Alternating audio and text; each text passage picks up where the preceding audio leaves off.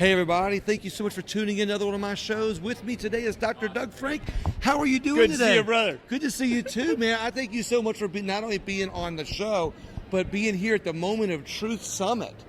I mean, this is exciting times. Absolutely. This is a turning point, I think, in our country, because you can't just be dismissed anymore as just a bunch of wackos. We've got teams from every state coming and talking about the election fraud they're finding there, what's happening, what's working.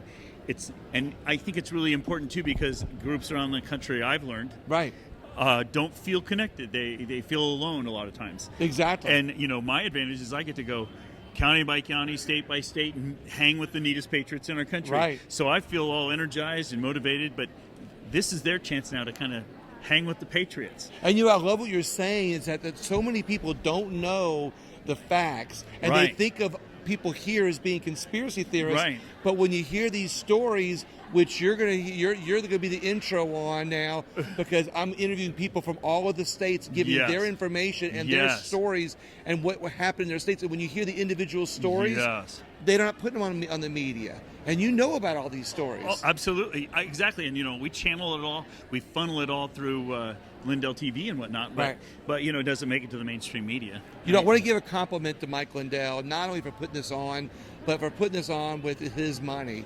A lot of people, they think of him as the My Pillow guy, but a lot of people don't realize that he is so passionate about our country. He's putting his own money into this because he believes in it. And I think there's a lot to say about that. Yeah, when people ask him about that, he says, they say, "Thank you for spending your own money, sir." And he's like, if they're either going to take it now or later. He might as well spend it now or they're going to take it from him. He says, I either need to spend it now or they'll take it from me later. That's what he says. So what do you think is some of the most important things coming out of this symposium that the people need to hear? I think, I'm a speaker and a scientist, and to me, I value the data. So I'm anxious to show them my latest data and my latest analyses. But honestly, I think the most important thing that's going to happen is that people from every state got to hang with each other, and they got to say, "Oh, what are you doing?" and "Oh, that's working. This is my story. What's your story?" And it's like a big moment of energizing, and I think that's probably the most important thing. I love it because they'll leave here energized and motivated to go back and do some of the new ideas they've got, and then of course they'll be having connections and they'll be sharing. On Zoom calls and telephone calls. Networking, meeting people, sharing information. How did you do this? Here's how we did that. And what's really happening, and I've been telling people, I've been doing this 20 months, and at the beginning of this, I assumed that getting evidence was the most important thing. Right. And you gain evidence, you take it to the leaders, you show them the fraud, they'll fix the problem. That's the way I'm thinking. And that's completely wrong, because our leaders don't want to fix the problem. They like the way the system is. Exactly. They're in control. And so it's not about evidence, it's about a movement. We need evidence to fuel the movement. Right. People need to find fraud, but they need to find it themselves. Exactly. And when they find it themselves, they're like, whoa, this is fraud. This is true. Dr. Frank is not just speaking out of turn. Exactly. This is real. Oh, my votes are being stolen. Hey, guys. In my own community, let's not let this happen anymore. Right. And as that's happening, and increasingly so across the country, that's percolating up. Now the legislatures are having to listen, and now politicians don't start parades; they join them. This is that moment in America where we are turning the corner. We're not just being dismissed anymore. We can't be, because we know now. And one thing that I like to point out quite regularly is it's not just the politicians, it's the levels of bureaucracy underneath them.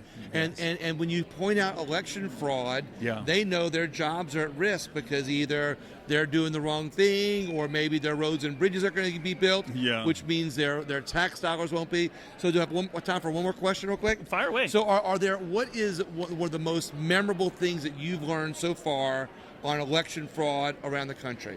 What's the most memorable? Is there a situation in a certain city, a state that really shows there was election fraud? Do you have a story to tell? I would say the thing that's been the most surprising to me is that it's everywhere. I mean, it's everywhere. Everywhere I look, I find fraud, and we can confirm it with canvassing. Right. We can confirm it with hard evidence. And so originally, when I first got into this, I was thinking, well, of course it's in Wisconsin, of course it's in Pennsylvania, of course it's in Georgia, but I never expected to find it all over the country. And I suppose maybe the most important story to tell would be, I think people feel a little disconnected. They don't know what to do. But I have to tell you, the most effective thing in the country, 3 ladies changed Pennsylvania. 2 ladies and a priest changed Nebraska.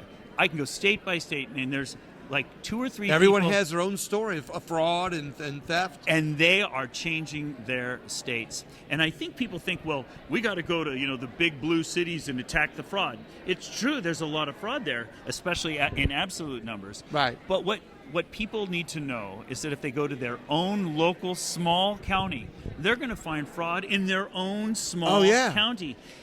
That fires them up locally, and that to me is the most important message. If you can just do a little bit of canvassing in your own community, find the fraud yourself, bring it to your own sheriff, bring it to your own county mayor, bring it to your own neighbors, and say, look, our elections are being stolen. I found this here. It is right here. It's hard evidence.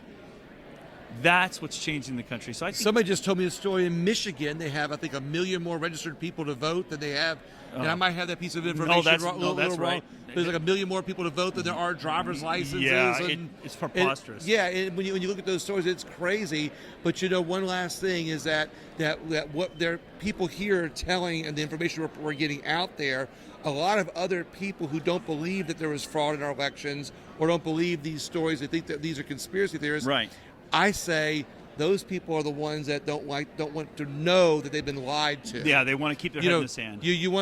People want to know that there's a problem, but they don't want to believe that they were lied to, or that might be a problem with their election, right, or who they voted for. Well, let me tell you one story. And this is why it's so important that individuals do this.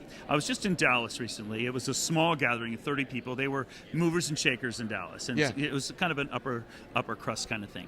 They flew me in. I gave them a talk. And I got to the point in my talk where I talk about why it's important to canvass. And this one lady raises her hand. She says, you know what? Now that you mentioned that, we were looking at the rolls for my county. And we discovered that at my house, there are 10 people registered who all voted. Okay. Think about that. You're in a room with 30 people who may wonder whether or not there's election fraud or not. Exactly. And here's a lady who's one of their own saying, in my own house, there's 10 fraudulent ballots. And so I'm able to say to the whole group, how do you guys feel? 10 of your votes were nullified by what took place just out of our house. And this is just one example. We can Unbelievable. So that's why it's so important that individuals find the fraud themselves, because as long as you're just talking about somebody else's story, it doesn't have the same. It's sort of like the gospel. Once you get saved, you just got to tell everybody. Okay. Yeah. And that's what happens when you find fraud. The people you find it with, they tell everybody. You tell everybody. It leaves the abstract world of Dr. Frank and Mike Lindell and conspiracy things. Exactly. It leaves that world and says, "Here's real fraud. This is real." It makes it tangible. I'm going to be interviewing people from all over the country here Power today, to you, brother. And to have each of them tell their story of fraud on what happened in their state. What a great idea. Because there's so many different stories. Oh yeah. That it's going to wake up a lot of people. Yes. And I always tell people, if you don't vote, your vote's going to get stolen by ballot harvesters who use your registration and your address to elect a lot of people that you might not want. Thank you for that. There's a guy in I'm not Mr. Smarty Pants. I learned from everybody. There's a guy in North Carolina. He taught me this idea. He says, if you don't vote, he says, you're giving them a name they can use to steal. Exactly. He says, so think about it. If you do vote, it counts twice. Exactly. Right. So vote, because your vote counts twice. I love it. I love it. I love that too. It's a good motivation. Hey, my vote counts twice if I vote. Dr. Frank, thank you so much for being here. You're welcome, brother. brother. I really appreciate it. And keep up the good work. And we're going to have you on again on a longer version. Anytime. To show all the fraud that's going on in Louisiana and how our elections down there have had some you problems. have a lot there. Oh, boy. We can tell you stories there. We'll get you on there soon. Thank you so much. My appreciate pleasure. it.